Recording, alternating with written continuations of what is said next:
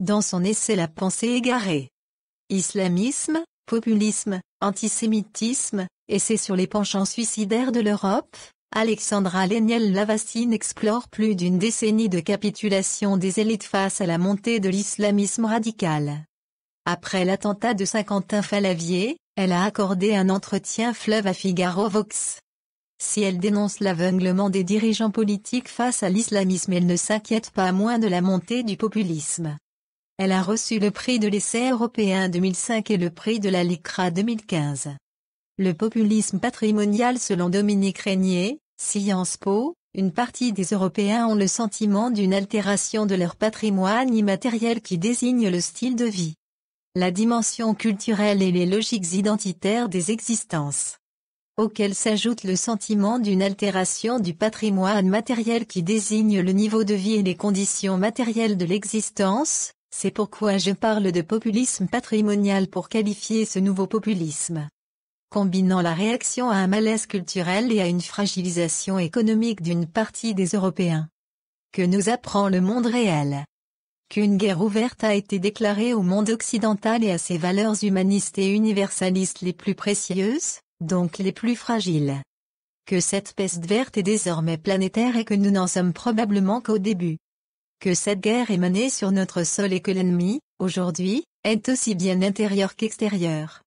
Ce n'est pas l'instauration de la charia qui menace en Europe à brève ou moyenne échéance, mais un populisme patrimonial d'autant plus présentable qu'il est cesté habilement reloqué. Dans votre dernier livre, La pensée égarée, rédigé pour l'essentiel avant le traumatisme de Charlie, vous estimez que nous n'avons pas pris la mesure des attentats de janvier. Les événements vous donnent tragiquement raison. Ces nouvelles attaques vous ont-elles surprise? C'est plutôt l'étonnement général qui me surprend. Un intellectuel musulman laïque et démocrate me lançait il y a quelques jours, les intellectuels progressistes européens se comportent à l'égard des islamistes comme des collabos. Sévères, mais justes. Jusqu'à présent, les tenants du politiquement correct ont de loin préféré avoir tort avec les islamo-fascistes qu'avoir raison avec les réalistes. Et ce, au nom d'un antifascisme hors de saison, ce qui constitue le comble du paradoxe. Après avoir trop longtemps baissé les bras face au communautarisme et à l'islamisme par crainte de se voir traité des islamophobes, il y aurait urgence à ce que nous redescendions de la planète Mars pour faire place au réel. Et au courage. Les politiques publiques conduites depuis janvier vous semblent-elles à la hauteur? Le problème vient de ce que nous avons 15 ans de retard à l'allumage.